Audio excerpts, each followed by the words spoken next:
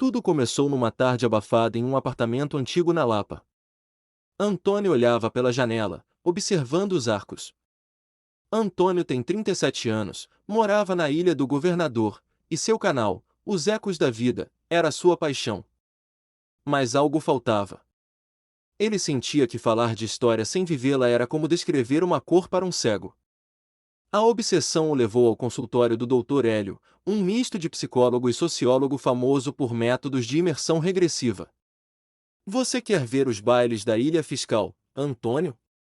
Perguntou o doutor. Não, respondeu Antônio de forma firme, eu quero saber como o povo dormia enquanto o trono caía. Eu quero o cheiro, doutor. Eu quero poder dizer. Eu sei porque estive lá. O doutor assentiu. O relógio começou a bater. A Lapa de 2026 foi desaparecendo. O barulho dos carros virou silêncio. E então, o despertar. Dia 1. O choque e o guia da miséria. Antônio abriu os olhos. A primeira coisa que o atingiu foi o odor. Não era o cheiro de poluição da Avenida Brasil. Era um cheiro orgânico, denso, de animais, esgoto a céu aberto, fumaça de lenha e suor azedo. Ele não estava mais na poltrona. Estava deitado em uma esteira de palha úmida. O calor era sufocante, sem o alívio de um ventilador. Ele levantou, tonto, e percebeu que suas roupas modernas haviam sumido. Vestia uma calça de algodão cru, encardida, e uma camisa sem gola que pinicava a pele. Ao sair do cubículo escuro, o choque visual. Ele estava no pátio de um imenso cortiço na Cidade Nova.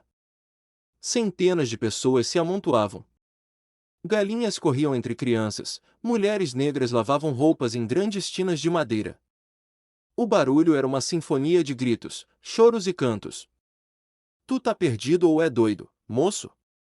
Antônio se virou. Um homem negro, de idade indefinível, o observava. Ele tinha marcas de varíola no rosto e mãos calejadas como pedra. Ele disse a Antônio. Quem é você? Gaguejou Antônio. Me chamam de Tião. E tu tem cara de quem caiu do berço de ouro e veio parar na lama. Tião seria seu guia. Tião seria o encarregado de mostrar daquele inferno dantesco. Antônio, fascinado e aterrorizado, olha para as próprias mãos limpas e depois para as de Tião, e diz. Tião, que ano que estamos? Tião responde, é o ano da graça, é o ano de 1889, e estamos em novembro, e dizem as más línguas que o mundo vai acabar essa semana. O choque das pessoas ao verem Antônio era visível. Seus dentes eram muito brancos, sua pele muito limpa, sua postura muito ereta para um morador de cortiço. Eles olhavam Antônio com desconfiança, como se ele fosse um espião ou um gringo perdido. Dia 2 e 3. Tião leva Antônio para as ruas. O Rio de Janeiro não era a cidade maravilhosa dos cartões postais, era uma cidade em obras, suja e caótica. Antônio viu homens carregando barris enormes na cabeça, de onde escorria um líquido escuro. Quem são eles, Tião? Perguntou Antônio, sentindo náusea. Sem emoção, Tião respondeu: eles são os tigres, eles carregam a merda dos ricos para jogar no mar, esse é o saneamento do imperador. Antônio parou, chocado, e olhou nos olhos de Tião e disse. Tião, no meu tempo, em 2026, a gente tem canos que levam isso para longe. Mas vou te contar uma coisa que dói. Onde eu moro, na cidade que isso aqui vai virar, ainda tem gente que vive no meio do esgoto. A gente inventou a máquina, mas não matou o descaso. Tião riu, um riso seco respondeu. Então o futuro é só um passado com roupa nova. Não é? Boneco doido viajante? Dia 4 e 5. Antônio quis ver a elite. Logo Tião e Antônio caminharam até a Rua do Ouvidor. Lá, o mundo mudava. Mulheres desfilavam com vestidos pesados de veludo sob um sol de 40 graus, imitando as parisienses. Homens de cartola discutiam política nas confeitarias. Antônio, com suas roupas de cortiço, foi empurrado por um guarda urbano. O guarda urbano dizia: Sai da calçada, vadio! Logo a revolta subiu pelo sangue de Antônio. E Antônio, um homem livre de 2026, sendo tratado como lixo. Antônio então percebeu que, no Império, cidadania era um privilégio de quem tinha sapatos. Voltando ao cortiço, a tensão era palpável. Não se falava de república com palavras bonitas. Falava-se de medo. Tião virou-se uma lavadeiro perguntou: se o rei cair, quem vai proteger a gente dos barões do café que querem a escravidão de volta? Ao ver essa cena, Antônio viu pessoalmente que o povo não queria democracia, o que o povo queria era a sobrevivência. Antônio anotava tudo mentalmente. A história real não tinha heróis em cavalos brancos, tinha gente com medo de perder o pouco pão que tinha. Dia 6. A manhã do dia 15 nasceu cinzenta. Antônio puxou Tião pelo braço, disse: acorda, Tião, vamos para o campo de Santana, Tião. Vai acontecer hoje. Tião, assustado e bem desconfiado, responde perguntando: o que vai acontecer?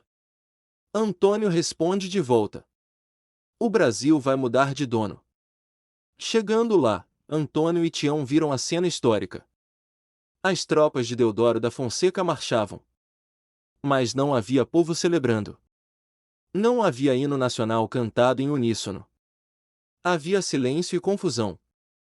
Antônio olhou ao redor e viu o famoso relato de Aristides Lobo ganhar vida.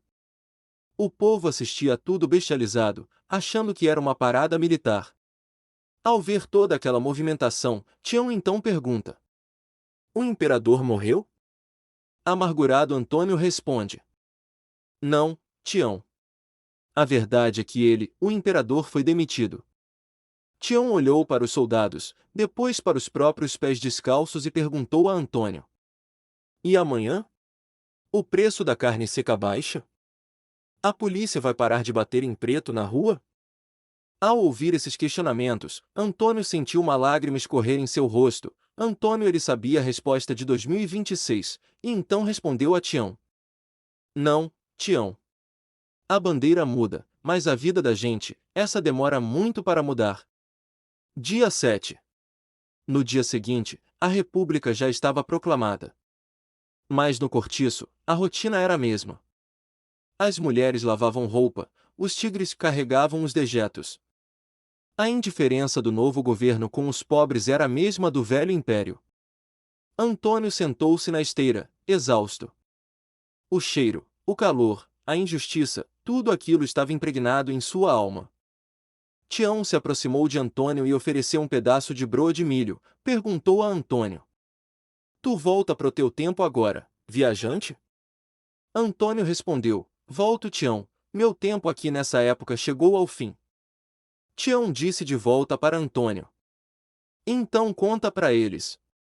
Conta que a gente existiu.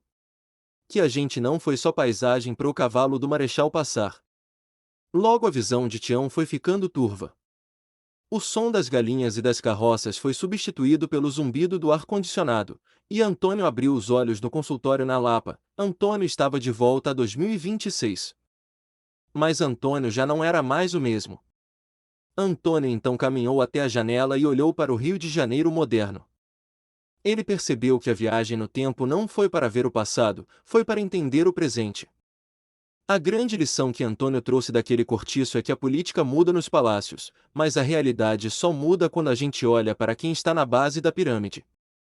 Enquanto ignorarmos os Tiãos de hoje, continuaremos vivendo no século XIX, apenas com smartphones na mão. A história não é sobre datas. É sobre pessoas. E sobre as pessoas daquela época gritavam em silêncio o mesmo grito que ouvimos hoje nas favelas. E você? Se pudesse voltar para 1889, o que diria para o povo que assistiu a tudo sem entender nada? Deixe sua resposta aqui nos comentários, quero ler todas. Se essa história fez você sentir o peso do tempo, inscreva-se no canal Os Ecos da Vida. Deixe seu like para apoiar essas viagens e compartilhe esse vídeo com quem ama história de verdade.